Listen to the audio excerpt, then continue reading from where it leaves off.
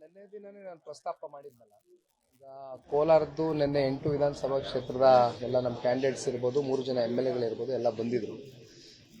ಜೊತೆಗೆ ಹಲವಾರು ಚುನಾವಣೆ ನಡೆಸ್ತಕ್ಕಂಥ ಭಾಳ ಜನ ಇವತ್ತು ಲೀಡರ್ಸು ಕೂಡ ಪ್ರೆಸೆಂಟ್ ಇದ್ರು.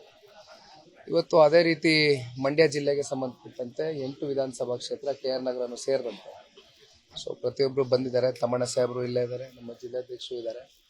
ಹಾಗಾಗಿ ಸಭೆ ಪ್ರಾರಂಭ ಆಗ್ತಾ ಇದೆ. ಹಲವಾರು ವಿಚಾರಗಳ ಬಗ್ಗೆ ಮುಂದೆ ಯಾವ ರೀತಿ ಹೋಗಬೇಕು, ಚುನಾವಣೆ ಯಾವ ರೀತಿ ನಡೆಸಬೇಕು, ಅವರ ಅಭಿಪ್ರಾಯಗಳನ್ನ ಸಂಗ್ರಹ ಮಾಡಿ ಪಕ್ಷದ ವರಿಷ್ಠರಿಗೆ ಮುಟ್ಟಿಸ್ತಕ್ಕಂಥ ಒಂದು ಕೆಲಸ ಮಾಡ್ತಾರೆ. ಸರ್, ಅಲ್ಲಿ ಕುಮಾರಸ್ವಾಮಿ ಸ್ಪರ್ಧೆ ಮಾಡಬೇಕು ಅಂತ ಕಾರ್ಯಕರ್ತರು ಒತ್ತಡ ಹಾಕ್ತಿದ್ದಾರೆ. ಸೊ ಕುಮಾರಸ್ವಾಮಿ ಅವರು ಇನ್ನೂ ನಿರ್ಧಾರ ಮಾಡಿಲ್ಲ ಅಂತ ಹೇಳಿದ್ದಾರೆ. ಸೊ ಇದು ಎಷ್ಟು ಮಟ್ಟಿಗೆ ಕುಮಾರಸ್ವಾಮಿ ಅವರು ಸ್ಪರ್ಧೆ ಮಾಡುವಂತ ವಿಚಾರ? ಕುಮಾರಣ್ಣ ಅವರು ರಾಜ್ಯ ಮಟ್ಟದ ನಾಯಕರು, ಜನ ಅಷ್ಟು ಪ್ರೀತಿ ಕೊಟ್ಟು ಬೆಳೆಸಿದ್ದಾರೆ ಕುಮಾರಣ್ಣನ. ಹಾಗಾಗಿ ಹಲವಾರು ಲೋಕಸಭಾ ಕ್ಷೇತ್ರಗಳಲ್ಲಿ ಕುಮಾರಣ್ಣ ನಿಲ್ಲಬೇಕು ಅಂತಕ್ಕಂಥ ಬೇಡಿಕೆ ಇದೆ. ಅದರಲ್ಲಿ ಮಂಡ್ಯ ಜಿಲ್ಲೆನೂ ಒಂದು. ಬಹುಶಃ ಈ ಒಂದು ವಿಚಾರವಾಗಿ ನಮ್ಮ ಪಕ್ಷದ ಕಾರ್ಯಕರ್ತರಿರ್ಬೋದು, ಜಿಲ್ಲೆ ನಾಯಕರುಗಳಿರ್ಬೋದು, ಎಲ್ಲರೂ ಸೇರಿ ಸೂಕ್ತವಾದಂಥ ಸಂದರ್ಭದಲ್ಲಿ ನಿಮಗೆ ತಿಳಿಸ್ತಾ ಹೋಗ್ತೀವಿ ವಿಚಾರಗಳನ್ನ. ಆಮೇಲೆ ಮಂಡ್ಯದಲ್ಲಿ ಈಗ ದೋಸ್ತಿ ಆಗಿದ್ದೀರಾ ನೀವು. ಸೊ ಅಲ್ಲಿ ಸುಮಲತಾ ಅವರು ಬಿಜೆಪಿಗೆ ಬೆಂಬಲವನ್ನು ಕೊಟ್ಟಿದ್ರು ಕಳೆದ ವಿಧಾನಸಭಾ ಕ್ಷೇತ್ರದಲ್ಲಿ. ಸೊ ಈಗ ಲೋಕಸಭೆ ಚುನಾವಣೆ ಬಂದಾಗ ಸಹಜವಾಗಿ ಒಂದಿಷ್ಟು ಗೊಂದಲಗಳಾಗ್ತವೆ. ಕುಮಾರಸ್ವಾಮಿ ಅವರು ಸುಮಲತಾ ಜೊತೆ ಮಾತಾಡಕ್ಕೆ ರೆಡಿ ಅಂತ, ಬಟ್ ಅವರು ಆಪ್ತರ ಮೂಲಕ ಸಂದೇಶ ಕೊಟ್ಟಿದ್ದಾರೆ, ಆ ರೀತಿ ಆಗಲ್ಲ, ನಾನೇ ಸ್ಪರ್ಧೆ ಮಾಡ್ತಾರೆ ಮೇಡಮ್ ಅಂತ. ಸೊ ಈ ವಿಚಾರ ಯಾವ ರೀತಿ ಟ್ಯಾಕಲ್ ಮಾಡ್ತಾರೆ?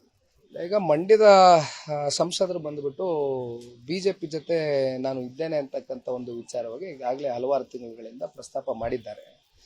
ಹಾಗಾಗಿ ಇವತ್ತು ಅವ್ರನ್ನೂ ವಿಶ್ವಾಸಕ್ಕೆ ತಗೊಂಡು ಹೋಗ್ತಕ್ಕಂಥದ್ದು, ಅವ್ರ ಜೊತೆನೂ ಕೂತಿ ಚರ್ಚೆ ಮಾಡ್ತಕ್ಕಂಥದ್ದು ಮುಂದಿನ ದಿನಗಳಲ್ಲಿ ಕುಮಾರಣ್ಣ ಅವರು ಮಾಡ್ತಾರೆ, ನಾವು ಮಾಡ್ತೇವೆ. ಇಲ್ಲ, ನಾನೇನು ಅದ್ರ ಬಗ್ಗೆ ಕೇಳಿಲ್ಲ ಸರ್, ನನಗೆ ಗೊತ್ತಿಲ್ಲ, ಈ ಮಾಹಿತಿ ಇಲ್ಲ. ಖಂಡಿತವಾಗ್ಲೂ ಮಾತಾಡೋಣ.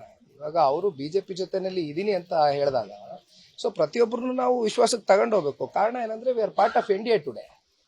ಸೊ ಹಾಗಾಗಿ ಪ್ರತಿಯೊಬ್ಬರನ್ನು ವಿಶ್ವಾಸಕ್ಕೆ ತಗೊಂಡು ಹೋಗ್ತಕ್ಕಂಥದ್ದು ಒಂದು ಜವಾಬ್ದಾರಿ ಇದೆ. ಮುಂದಿನ ದಿನಗಳಲ್ಲಿ ಮಾಡ್ತೇವೆ ನಾವು.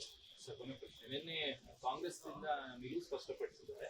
ರಾಮ ಮಂದಿರ ರಾಮಲಲ್ಲ ಉದ್ಘಾಟನೆ ಕಾರ್ಯಕ್ರಮಕ್ಕೆ ಕಾಂಗ್ರೆಸ್ ಕಡೆಯಿಂದ ಹೋಗಲ್ಲ. ರಿಯಾಕ್ಷನ್ ತಂದೆಯವ್ರಿಗೂ ಕೊಟ್ಟಿದ್ರು, ತಾತವ್ರಿಗೂ ಆಮಂತ್ರಣ ಕೊಟ್ಟಿದ್ರು, ನಿಲುವು ಕೊಟ್ಟಿದ್ರು. ಕಾಂಗ್ರೆಸ್ ನಿಲುವು ಬಗ್ಗೆ ನೋಡಿ, ಇವತ್ತು ನಾನು ಹೇಳ್ತಕ್ಕಂಥದ್ದು ಜನವರಿ 22ನೇ ತಾರೀಕು ಇವತ್ತು ಬಹುಶಃ ಒಂದು ಐತಿಹಾಸಿಕವಾದಂಥ ಒಂದು ಕ್ಷಣ.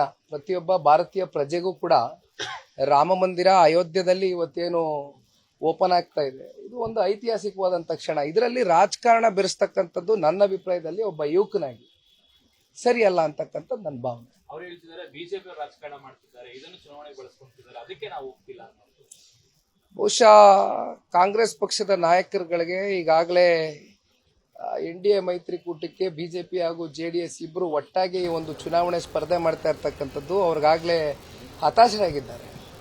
ಅವ್ರಿಗೆ ಒಂದು ಸೋಲಿನ ಭೀತಿ ಕಾಡ್ತಾ ಇದೆ. ಹಾಗಾಗಿ ಇವೆಲ್ಲ ಚರ್ಚೆ ಮಾಡ್ತಾ ಇದ್ದಾರೆ ಹೊರತುಪಡಿಸಿ ದಯಮಾಡಿ ಇದರಲ್ಲಿ ರಾಜಕೀಯ ಬೆರೆಸೋದು ಬೇಡ ಅಂತಕ್ಕಂಥದ್ದು ನನ್ನ ಒಂದು ಸಮುದಾಯದ ಓಲೈಕೆ ಅಥವಾ ಅದರ ಮತಗಳನ್ನ ಪಡೆಯೋದಕ್ಕೆ ಈ ರೀತಿಯಾದ ನಿರ್ಧಾರ. ಯಾಕಂದ್ರೆ ಬಹುಸಂಖ್ಯಾತರು ಹಿಂದೂ ಇರುವಂತದ್ದು. ಸೊ ಹಿಂದೂ ರಾಷ್ಟ್ರದಲ್ಲಿ ಅಥವಾ ಹಿಂದೂಸ್ತಾನದಲ್ಲಿ ಈ ರೀತಿಯಾದ ದೊಡ್ಡ ಫಂಕ್ಷನ್ ಆದಂತ ಸಂದರ್ಭದಲ್ಲಿ ಸೊ ರಾಜಕಾರಣ ಎಷ್ಟು ಮಟ್ಟಿಗೆ ಸರಿ ಒಂದು ಸಮುದಾಯದ ಹೋಲಿಕೆ ಮಾಡಕ್ಕೆ ಮುಂದಾಗಿದ್ದಾರೆ ಅಂತ ಅನ್ಸುತ್ತೆ ಸರ್? ಇಲ್ಲ ಸರ್, ಆ ರೀತಿ ಏನಿಲ್ಲ. ಇವಾಗ ಒಂದು ಸಮುದಾಯದ ಇದು ಮಾಡ್ಕೊಳ್ತಕ್ಕಂಥದ್ದು ಏನು ಬಂದಿಲ್ಲ ಇಲ್ಲಿ. ಇವತ್ತು ರಾಮನ ಹೆಸರಲ್ಲಿ ಪ್ರತಿಯೊಬ್ಬರೂ ಕೂಡ ಇವತ್ತು ನಾವು ಇದೆಲ್ಲ ಚರ್ಚೆ ಮಾಡ್ತಕ್ಕಂಥದ್ದು ಸೂಕ್ತ ಅಲ್ಲ. ದಯಮಾಡಿ ಸರ್.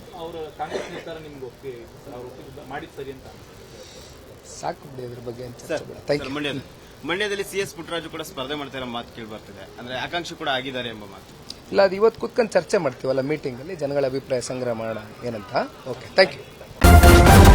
ನ್ಯೂಸ್ ಫಸ್ಟ್ ನಿರ್ಭೀತಿಯಿಂದ ನಿಮ್ಮ ಪರವಾಗಿ.